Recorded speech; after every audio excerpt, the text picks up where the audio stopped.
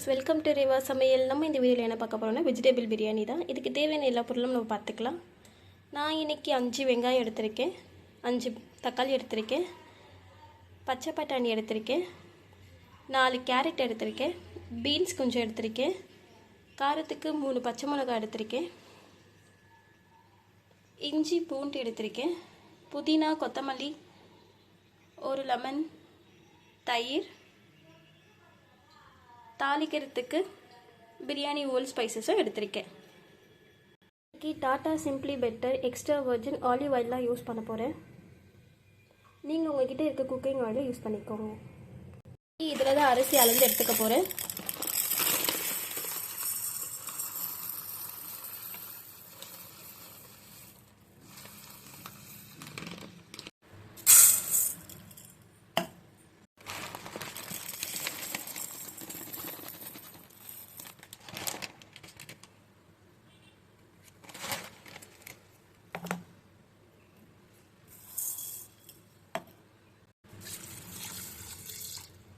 இப்போ தண்ணி ஊற்றி அரிசி கழுவி ஊற வச்சிடலாம்.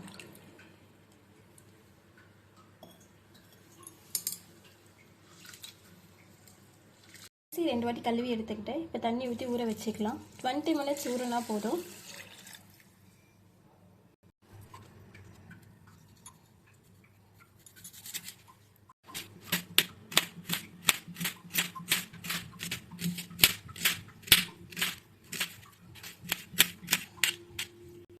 தக்காளி கட் பண்ணிக்கலாம்.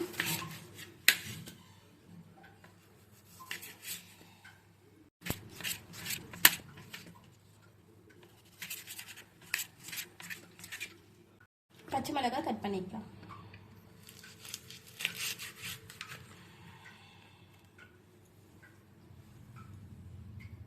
கேரட் கட் பண்ணிக்கலாம்.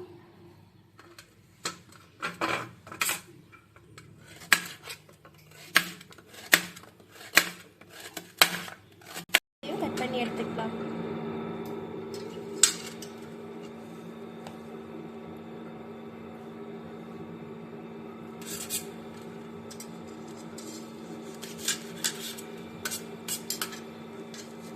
பச்சை பட்டாணியை உரிச்சு எடுத்துக்கலாம்.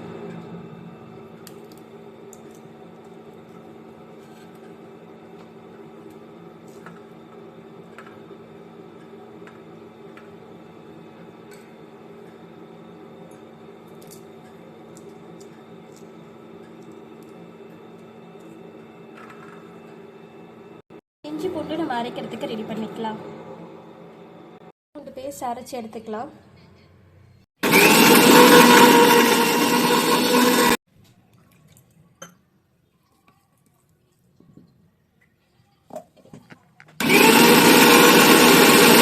புதினா கொத்தமல்லி கட் பண்ணி எடுத்துக்கலாம்.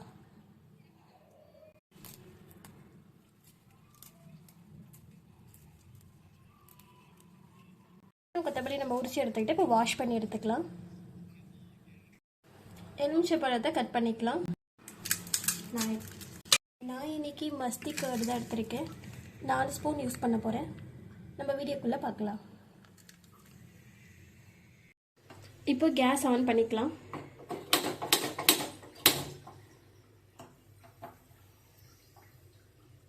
இன்னைக்கு தம் பிரியாணி தான் செய்ய போகிறேன். அதனால தான் இந்த பாத்திரம் எடுத்திருக்கேன்.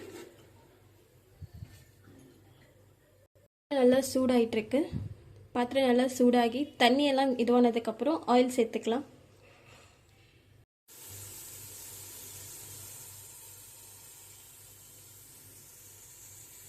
நல்லா சூடாயிடுச்சு. இப்போ 200 ml ஆலிவ் ஆயில் நான் ஆட் பண்ணிக்கிறேன். உங்ககிட்ட இருக்க குக்கிங் ஆயில் 200 mlக்கு நீங்கள் ஆட் பண்ணிக்கோங்க. பிரியாணி ஓல் ஸ்பைசஸை ஆட் பண்ணிக்கலாம். பிரியாணி ஸ்பைசஸ் எல்லாமே நல்லா பொரிஞ்சதுக்கப்புறம் வெங்காயத்தை ஆட் பண்ணிக்கலாம். நல்லா வதக்கி விட்டுக்கலாம். வெங்காயம் நல்லா வதங்கணும், ப்ரௌன் கலரில் வரணும். அப்போ தான் பிரியாணி நல்லாயிருக்கும். வெங்காயம் எந்த அளவுக்கு வதங்கதோ டேஸ்ட் நல்லா கொடுக்கும். வெங்காயம் நல்லா வதக்கி விட்டுட்டு ஸ்லோ ஃப்ளேமில் வச்சிடலாம். அப்போ தான் கோல்டன் ப்ரௌனில் ஆகும்.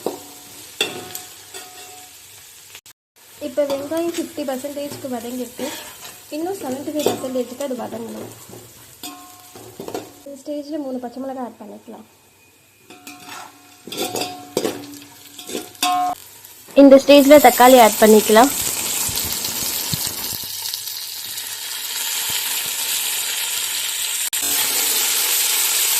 பூண்டு பேஸ்ட் ஆட் பண்ணிக்கலாம். நான் இன்றைக்கி தக்காளி ஆட் பண்ணிவிட்டு நல்லா வதங்கினதுக்கப்புறம் இஞ்சி பூண்டு ஆட் பண்ணியிருக்கேன். எப்போவும் ஆனியன் வதங்கினதுக்கப்புறம் தான் இஞ்சி பூண்டு ஆட் பண்ணுவாங்க. நான் இன்றைக்கி தக்காளி வதங்கினதுக்கப்புறம் இஞ்சி பூண்டு ஆட் பண்ணியிருக்கேன். இப்படி பண்ணும்போது அடி பிடிக்காது. இஞ்சி பூண்டு பேஸ்ட் ஆட் பண்ணதுக்கப்புறம் நல்லா கலந்து விட்டுக்கலாம்.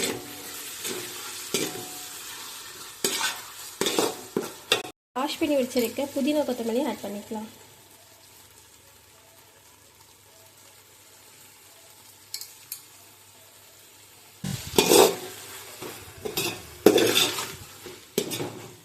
பார்த்தீங்கன்னா தெரியும், எதுவுமே அடிப்பிடிக்கலை. தக்காளி பச்சை மிளகாய் எல்லாமே நல்லாவே வெந்துடுச்சு. இஞ்சி பூண்டு வாசனையோட பச்சை வாசனையும் போயிடுச்சு. இந்த ஸ்டேஜில் நம்ம கட் பண்ணி வச்சுருக்க வெஜிடபிள்ஸ் எல்லாமே ஆட் பண்ணிக்கலாம்.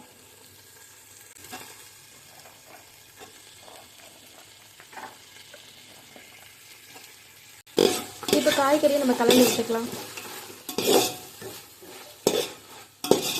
பீன்ஸ், கேரட், பச்சை பட்டாணி மட்டும் தான் ஆட் பண்ணியிருக்கேன். உங்களுக்கு வேணால் நீங்கள் இது கூட உருளைக்கிழங்கு ஆட் பண்ணிக்கலாம். இப்போ நல்லா கலந்து விட்டாச்சு. எண்ணெயிலேயே ஒரு 25% நல்லா வேகட்டும். பார்த்தீங்கன்னா தெரியும், நம்ம போட்ட பீன்ஸ், கேரட் நல்லாவே ஓரளவுக்கு வெந்திருக்கு. இப்போ மிளகாத்தூள் ஆட் பண்ணிக்கலாம்.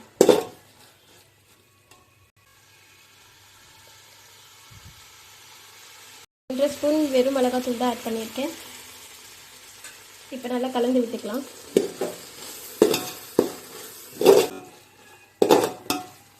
அரை எலுமிச்சை பழத்தை ஆட் பண்ணிக்கலாம்.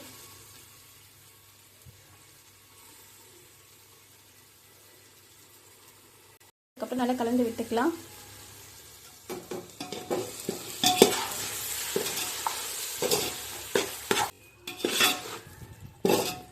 இப்போ தயிர் ஆட் பண்ணிக்கலாம். நான் இப்போ 4 ஸ்பூன் தயிர் தான் ஆட் பண்ண போகிறேன்.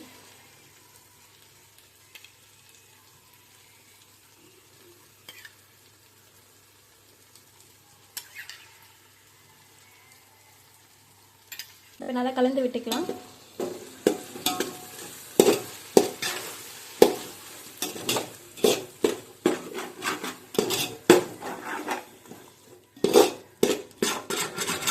இப்போ தண்ணி ஆட் பண்ணிக்கலாம். நான் இன்றைக்கி ஒரு டம்ளருக்கு 1.5 டம்ளர் வாட்டர் எடுத்திருக்கேன். இதில் தான் அரிசி அளந்துக்கிட்டேன். ஸோ வாட்டரும் இதில் தான் அளக்க போகிறேன்.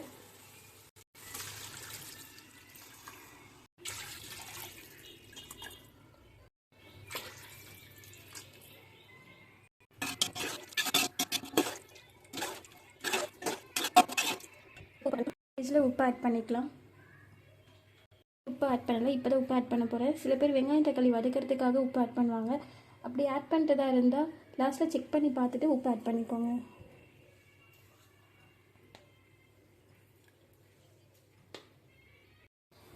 தண்ணி நல்லா கொதிக்கட்டும். தண்ணி நல்லா கொதிச்சதுக்கப்புறம் நம்ம ஊற வச்சுருக்க அரிசியை ஆட் பண்ணிக்கலாம்.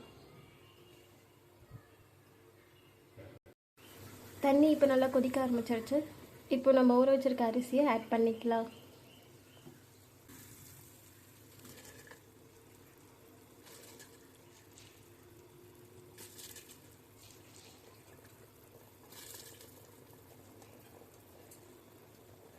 ஆட் பண்ணி வச்சு நல்லா கலந்து விட்டுக்கலாம்.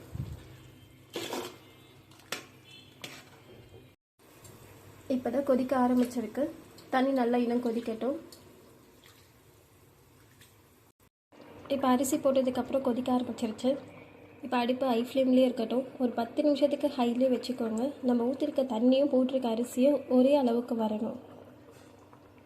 நிமிஷம் ஆகிடுச்சு. நம்ம ஊற்றிருக்க தண்ணியும் அரிசியும் ஒரே லெவலில் வந்துடுச்சு. இப்போ கேஸை லோ ஃப்ளேமில் வச்சுட்டு தம் போட்டுக்கலாம்.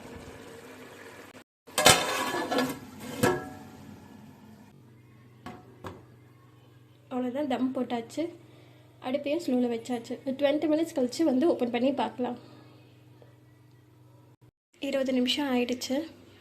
நம்ம இப்போ கேஸ் ஆஃப் பண்ணிவிட்டு ஒரு 5 நிமிஷம் அப்படியே மூடி ஓப்பன் பண்ணாமல் விட்டுடலாம். நிமிஷம் ஆயிடுச்சு. இப்போ நம்ம மூடி ஓப்பன் பண்ணி பார்க்கலாம்.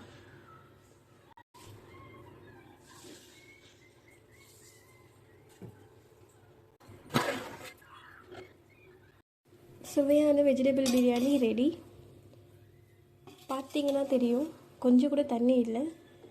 நம்ம போட்ட அரிசியும் நீட்டாக அப்படியே இருக்குது. இப்போ எடுத்து சர்வ் பண்ணிக்கலாம். வாங்க எல்லோரும் சாப்பிடலாம். தேங்க்ஸ் ஃபார் வாட்சிங். நீங்களும் உங்கள் வீட்டில் இது மாதிரி ரெடி பண்ணிவிட்டு எப்படி இருக்குன்ட்டு எனக்கு கமெண்ட்டில் சொல்லுங்கள்.